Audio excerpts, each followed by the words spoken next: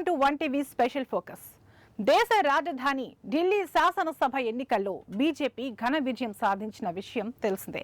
ఈ నేపథ్యంలో ఆ పార్టీ ముఖ్యమంత్రిగా ఎవరిని ఎంచుకుంటుంది, ప్రమాణ స్వీకారం ఎప్పుడు జరుగుతుందనే అంశాలపై జాతీయ రాజకీయాల్లో అందరూ ఆసక్తిగా ఎదురుచూస్తున్నారు. ఈ సందర్భంగా సీఎం అభ్యర్థి ఎంపికపై పార్టీ నాయకులతో చర్చలు జరిపేందుకు సిద్ధమైనట్లు అధికార వర్గాలు తెలిపాయి.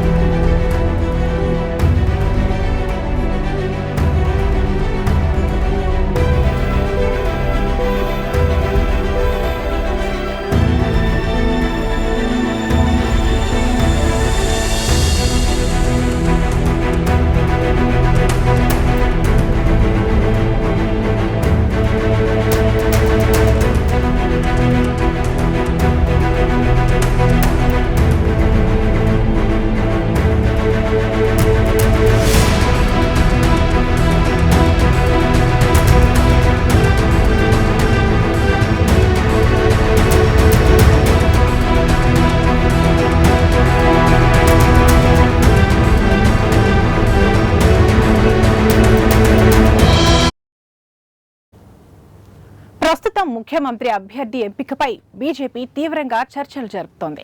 ఈ క్రమంలో కేంద్ర హోంమంత్రి అమిత్ షాతో బీజేపీ జాతీయ అధ్యక్షుడు జేపీ నడ్డా ఢిల్లీలో కలిశారు. బీజేపీ విజయోత్సవ వేడుకల తర్వాత ప్రధాని నరేంద్ర మోదీతో సహా అనేక కీలక నేతలు ఈ అంశంపై చర్చించగా ఈ సమావేశం ప్రాధాన్యం సంతరించుకుంది. కొత్త సీఎం ఎంపిక విషయంలో అనేక అంశాలను దృష్టిలో ఉంచుకుని బీజేపీ నాయకులు విస్తృత సంప్రదింపులు జరుపుతున్నట్లు సమాచారం. అయితే సీఎం ఎంపిక విషయంలో రాజస్థాన్, మధ్యప్రదేశ్, ఒడిశా రాష్ట్రాల్లో అనుసరించిన రాజకీయ వ్యూహాన్ని ఢిల్లీకి కూడా అనుసరించవచ్చని రాజకీయ పరిశీలకులు అంచనా వేస్తున్నారు.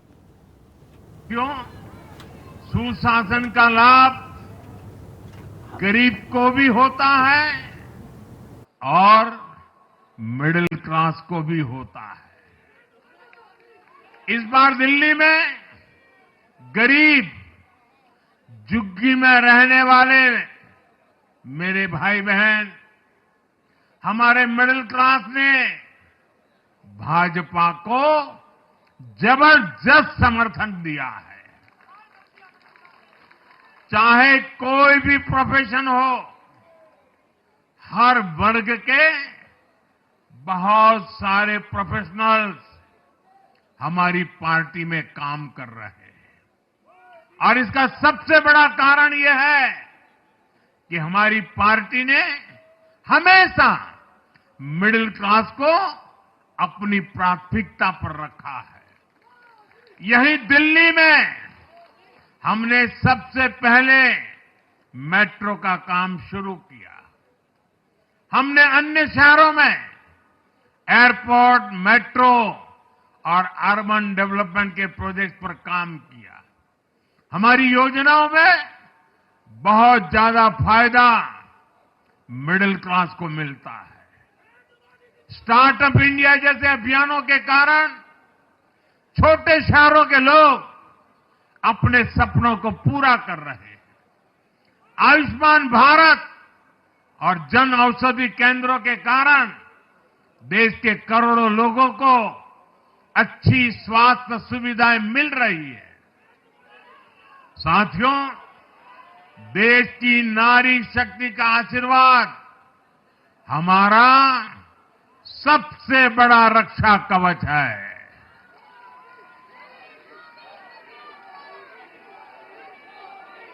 और आज एक बार फिर नारी शक्ति ने दिल्ली में मुझे अपना आशीर्वाद दिया है.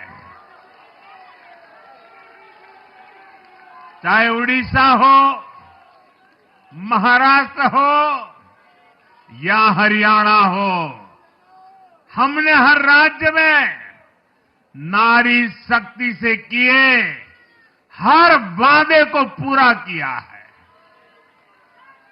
आज इन राज्यों में करोड़ों माताओं बहनों को हमारी योजनाओं का लाभ मिल रहा है.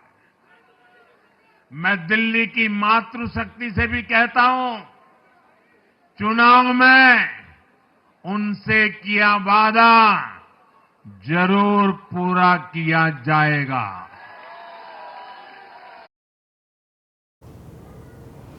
సీఎం అభ్యర్థిని ప్రకటించకుండానే ఎన్నికల్లో దిగిన బీజేపీ 48 స్థానాల్లో విజయం సాధించింది. ప్రభుత్వ ఏర్పాటుపై చర్చించేందుకు కేంద్ర హోంమంత్రి అమిత్ షా, బీజేపీ అధ్యక్షుడు జేపీ నడ్డాతో సహా అనేక కీలక నేతలు ఎన్నికైన ఎంపీలతో ఆదివారం సమావేశం కానున్నట్లు పార్టీ వర్గాలు తెలిపాయి. శనివారం ఫలితాలు వెలువడిన తర్వాత ప్రధాని నరేంద్ర మోదీతో ఈ అంశంపై చర్చలు జరిగినట్లు అనేక ఆంగ్ల మీడియా సంస్థలు వెల్లడించాయి.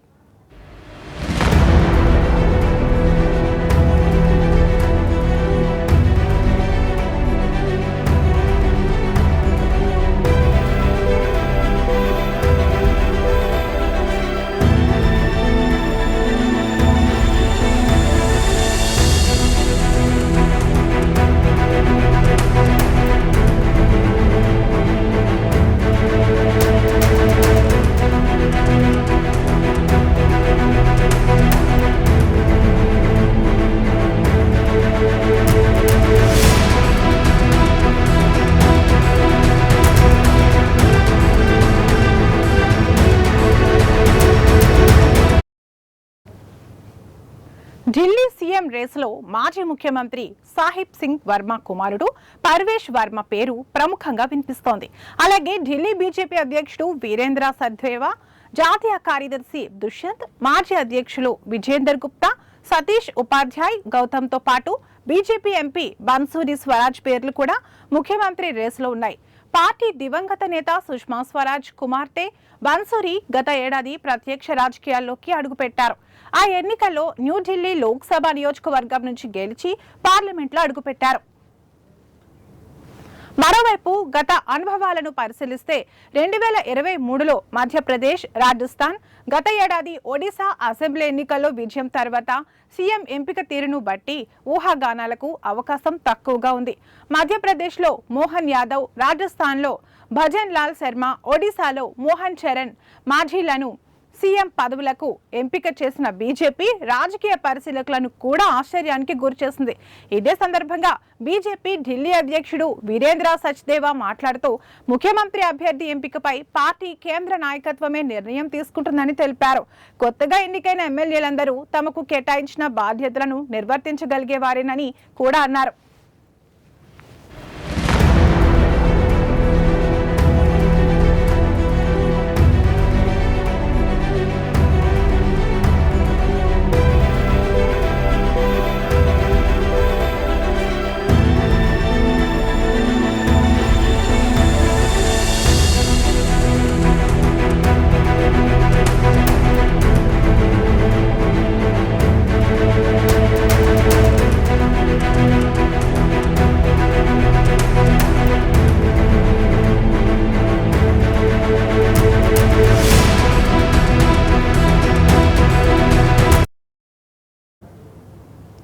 అయితే పార్టీ అధిష్టానం ఏ నిర్ణయం తీసుకుంటుందో చూడాల్సి ఉంది. మరోవైపు ప్రధాని మోదీ ఈ నెల 10 నుంచి ఫ్రాన్స్, అమెరికా పర్యటనలకు వెళ్లనున్నారు. అవి ముగించుకుని తిరిగి వచ్చాకనే ప్రమాణ స్వీకారం జరుగుతుందని పార్టీ వర్గాలు తెలిపాయి.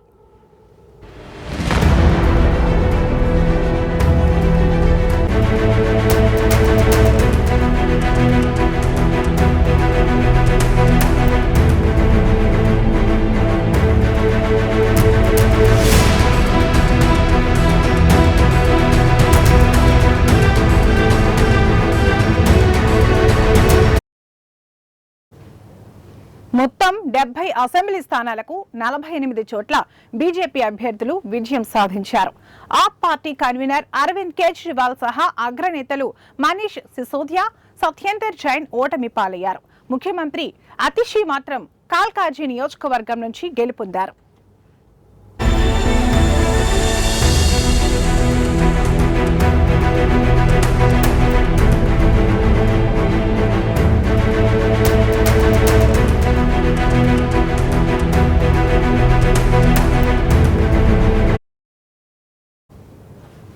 ఇది ఇవాల్టి స్పెషల్ ఫోకస్. మరొక ఇంట్రెస్టింగ్ టాపిక్ తో మళ్ళీ కలుద్దాం. నమస్తే.